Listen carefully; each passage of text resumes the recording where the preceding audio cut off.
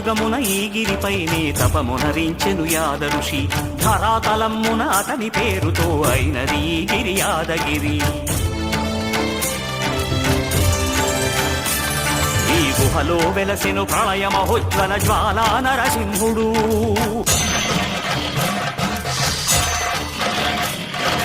భక్తాభీష్టములన్నీ తీర్చే లక్ష్మీ నరసింహుడు.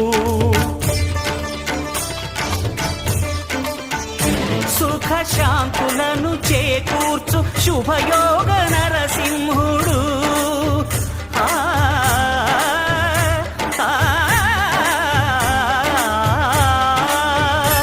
సుఖ శాంతులను చేకూర్చు శుభయోగ నరసింహుడు.